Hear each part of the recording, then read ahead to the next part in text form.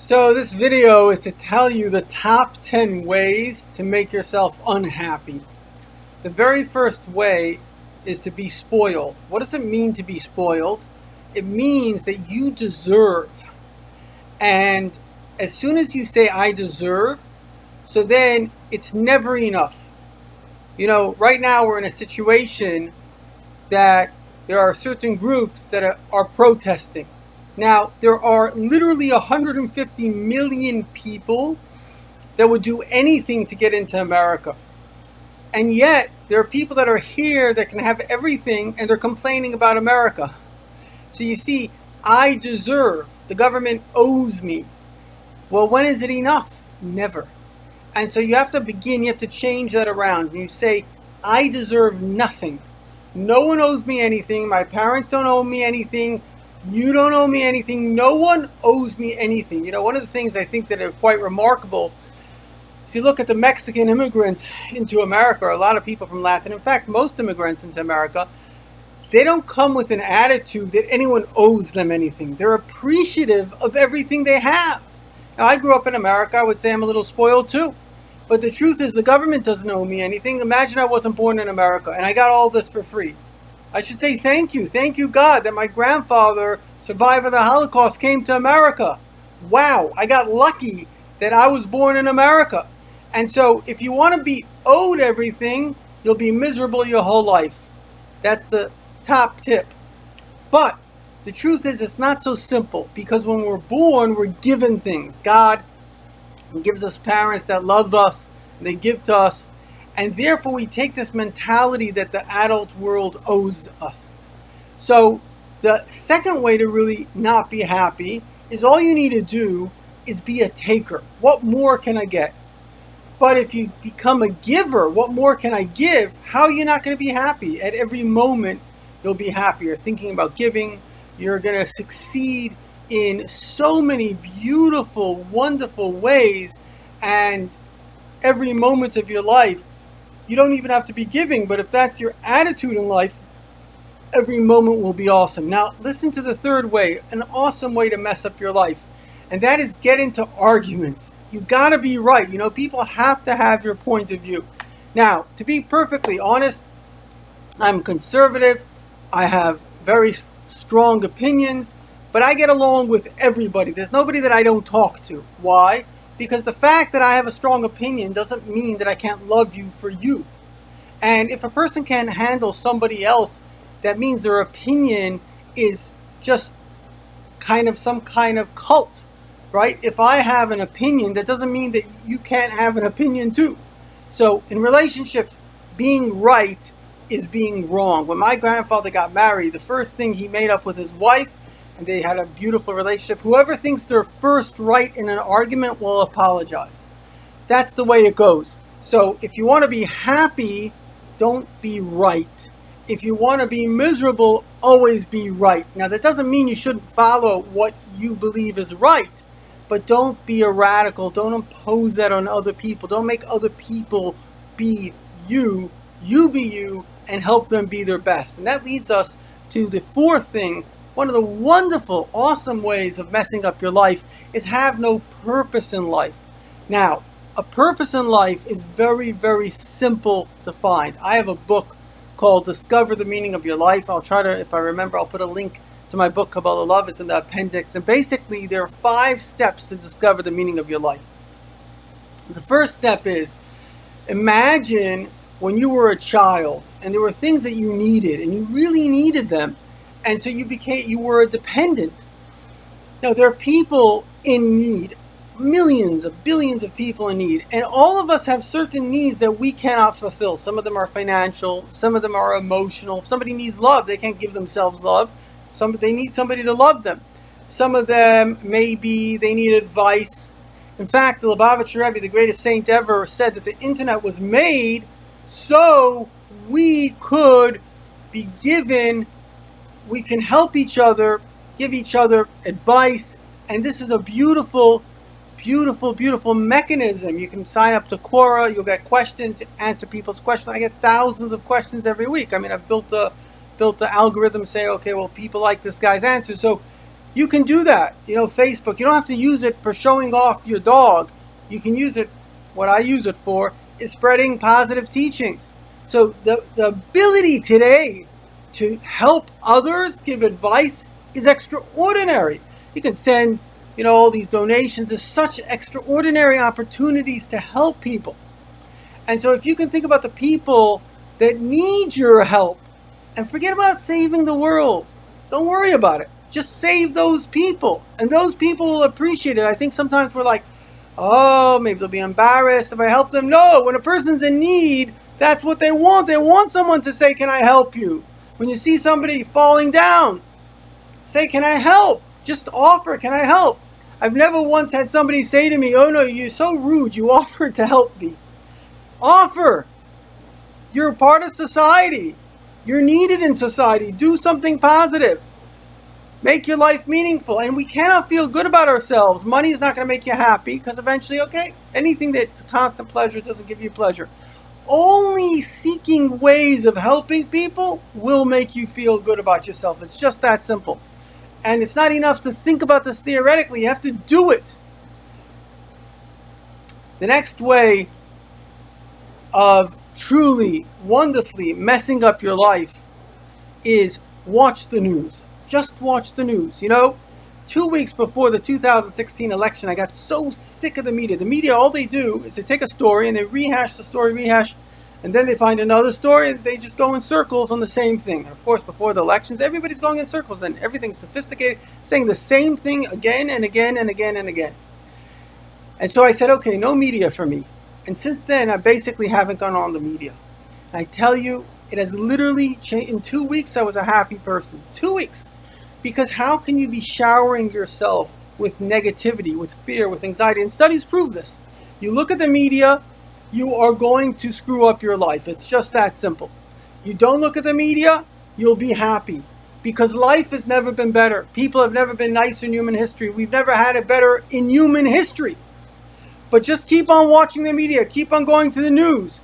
And I guarantee you, you won't be happy. It's not possible. It's like standing in a hot shower and want to be cold. It doesn't work. The next wonderful way to mess up your life is to get involved in this whole radical, we've got now Black Lives Matter, defund the police, every single kind of sexual orientation, of course, except for the normal one is wonderful. God forbid, give land to those that want to kill the Jews in Israel. These are radical ideas, and they seem like it's a movement. But the proof that it isn't a movement is just say to any of them, I disagree with you. And if, like I said before, a person is normal, they can handle somebody disagreeing. But if a person's not normal, then they can't handle it. So you're part of a cult. And what happens is, it's like communism. It's a perfect example. Communism began as normal people. They decided, okay, the only way that people should live is that basically there should be no capitalism. Nobody's allowed to make money. Okay. Well, how did they enforce that? They killed people. That's how. One of the communist leaders, Stalin, killed 26 million people. 3 of my great-grandparents was murdered by this guy. 26 million people were killed systematically with laws. The court said, okay, they made it up. It was insanity, because things that are insane will always make you miserable. But things that are sane, which is God has come to you. He made the world for you. This world is not like a random place. There's nothing random. If you need belief in God, just look at yourself. Look at me. I got eyes. You know what a miracle eyes are? Extraordinary. I've got skin. It's the largest organ in your body. I have a nose that can smell. I have teeth that can chew. How did I get teeth here? Why aren't they not here? Why does the system work? Why do all the systems interact? Somebody had to make it. 2/3 of scientists believe in God. It's only rational. 84% of the world believes in God. So actually, if you don't believe, you're not sophisticated. Actually, you're just part of this non-believing, what I think is basically like a cultist group think. Because all the science is proving that actually it's all miracles. I heard this from a guy, probably one of the top scientists in the world. He has 3 PhDs, and he told me his board sent him around the world. He supervised the studies in Switzerland. And when he came back from getting the most sophisticated information in science, the title of his lecture is basically, it is, what was the exact words he said? The limit of human understanding. We've reached in every field of science that we don't understand. We don't know how atoms function. In fact, there's an uncertainty principle. We don't know. We don't know how DNA, this whole thing is DNA. How did this DNA come? Each DNA is like 5,000 books. Now imagine one book. Now imagine 5,000 books. They copy themselves every second. As I've spoken to you, there's been at least 1 million cells born a second. So in the last 10 minutes, take a minute. A minute has 60 seconds. Times that by 10, 600. That's 600 times 1 million, which is 600 million, times 5,000. I can't even do the math, but that's trillions of books. Literal books have been printed right inside me just in the last 10 minutes. In the whole universe, that's happening. Every animal, every plant, it's all happening all at the same time. Something extraordinary is making this whole thing happen. And so that extraordinary thing came to humanity. The only time an entire nation, the Jewish people and many Egyptians saw this, they sort of saw this being, whatever they saw, came and he said, I am the God, your Lord, who took you out of Egypt. And he gave us laws. And in those laws, basically, it all boils down to one thing: goodness and kindness. In other words, do goodness. You know something has to be done, do it. Don't wait for someone else to do it. No one's doing it. The government's not going to help you. You got to help others. Government, even if they were the kindest, sweetest people, they've got 360 million people to deal with in one country. So you got to, one person in front of you matters more than some kind of big global thing, because that's real. The guy once said, with communist Russia, or maybe it was the Tsarist time, and so you had to pay allegiance. He says, if I had a palace, I would give it to the Tsar. If I had a horse, I'd give it to if I had a chicken, I wouldn't give the chicken to the Tsar. So the guy says to him, I don't understand. You give a palace, you give a horse. Why wouldn't you give a chicken? He says, because I have a chicken. So the things that you can do are infinitely more important than the dreams and the fantasies that you can't do. So the bottom line is, you have to take it as a responsibility. God has come to you. You are a creation of the Creator. And He has said, I want you to help people in any way you think you should and you could. That's all. You can be your own faith system of how you're going to help people. But that has to be an obligation. Because if you make it a duty, then it is real. And it only works when you have faith in God. And this is another thing, because the next best way to mess up your life is not have faith in God. Why? Because what does it mean if you don't have faith in God? It means everything's random. And people are freaking out now because you've got COVID and you got riots. They're going nuts. And the thing is that I have faith in God. And because I have faith in God, I'm not saying I'm 100%, everybody's got their little wobbles. But let me tell you what my faith does. It gives me a sense of safety. And that's really critical. Even Freud, who was a great psychologist, and he wrote, he wasn't a believer, but he said believers have more serenity. Because if you believe there's a higher power that's looking after you, how are you not going to have some more serenity? And furthermore, it's very important to believe what the Jews believe, what God told us, that the Mashiach is going to come. And these prophecies have happened already. We're not talking about prophecies that may happen. We're talking about prophecies that did happen. It never happened in human history. God said, I'm going to kick the Jews out of Israel and I'm going to bring them back. There was no nation in human history that after 2,000 years of wandering came back to their ancient homeland, speaking the same language after 2,000 years. It never happened. Imagine Americans dissipated and there's no more. America got taken over by, I don't know. And 2,000 years later, they come back and they're speaking the same language. It's impossible. And this is the hand of God. God said, I will return the Jews there. He did this. So if God has promised us that He's going to bring the third temple from the sky, clouds are going to come down, bring us to Israel, there will be peace in the world. It's going to happen really soon. If you believe that, you have hope. And if you have hope, you have happiness. It's very, very important. I don't care. I have a friend, a very brilliant Russian doctor, Jewish guy. So he says, there's a Latin saying, even if it isn't true, it's worth believing. It's worth, in fact, my belief in Mashiach, I make sure I believe in Mashiach. Why? Because I need to be hopeful. I need to be happy. Very important. So faith is the best thing that you can do for yourself. Forget about any other reason psychologically. want to give yourself a sense of security. Say thank you to God for everything you have. Whenever you take a drink of water, say thank you. You're going to induce in yourself the belief that there's a power that loves you and cares for you, and you will feel safe. And anxiety is the number one killer. It destroys us physically and emotionally. It's a terrible thing. And last but not least, the number one way to really screw up your life is to not have courage. And a lot of us, unfortunately, they call it snowflake. But basically what it means is that we're timid. We don't have courage. So I'm going to give you some courage. Wake up and you're your own person and do whatever you think is right. What do you think some moron who has no idea of anything and he just says anything on the internet? There's 1,000,001 opinions and they're all contradictory. So what are you going to do? You're just going to listen to whoever says the latest thing? And that's what's happened, unfortunately, in the left. It's like the zombie. It's like one guy says something, so the zombie goes here. Another guy says something, the zombie goes there. It's insanity. The whole thing is insanity. Defund the police. In Montreal, the police went on strike in one day. How many murders? How many bank robberies? It's just happened right here in America. It's just use your head. Think, for God's sake. Does it make sense? Does it not make sense?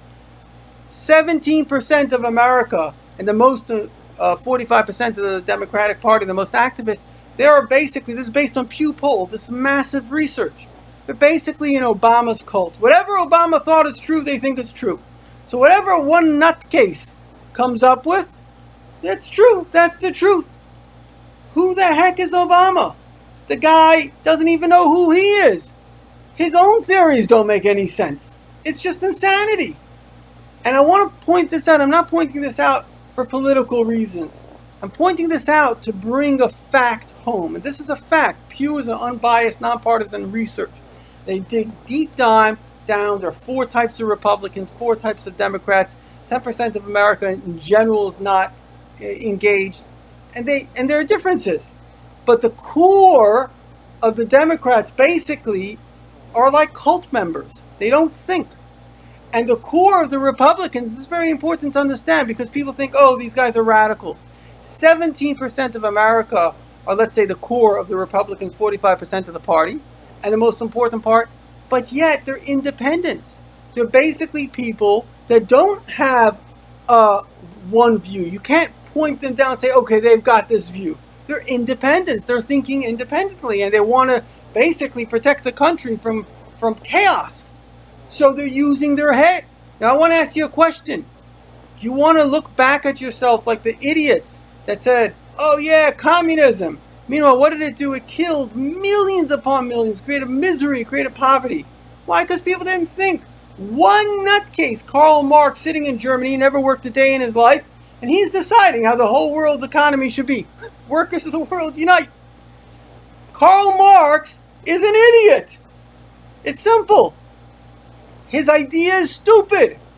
And so why not analyze? I'm not telling you to believe anything I'm saying. All I'm telling you to do is analyze what information comes to you. And this is what I want you to do. Whenever you hear an idea on the internet, any idea you see, got to go like this. Up or down. You got to do it for yourself. Because you can't just take information and accept it. There's millions of ideas. These ideas contradict each other. A lot of them are emotions. They have nothing to do with reality. They have just fantasies that people are coming up with. And you need to read history. You have to understand what the world's gone through. My own grandfather lost his whole family in a war. Another madman, Hitler, comes around. And Hitler said a powerful line. He said, lucky for leaders that people don't think. He took an entire nation of smart people. The Germans were very smart people going to university. And he made them into bloodthirsty killers. Why? Because they didn't think. They didn't go like this or like that. You got to think. Use your head. God gave you an independent mind. And if you're not willing to stand up and stand proud for what you believe in, and you're going to let others shame you into silence, you're one step to death. What do you think happened? I'm going to conclude with this. I think it was a Catholic priest. He said when they came for the Jews, I didn't say anything. I wasn't a Jew. When they came for this, I didn't say. When they came for me, there was no one left to talk. So God is going to soon redeem us all. The Mashiach is going to come. And we are in the very important stage, because once that comes, the real free choice is over. Right now, you can choose to listen to the message that I'm giving you, which is based on a lot of study, a lot of wisdom, a lot of Jewish mysticism. And I guarantee you, if you choose what I'm saying, you will live forever in joy. So please listen very carefully to what I've said to you. And I guarantee you, if you listen to what I'm saying, you will live forever in joy.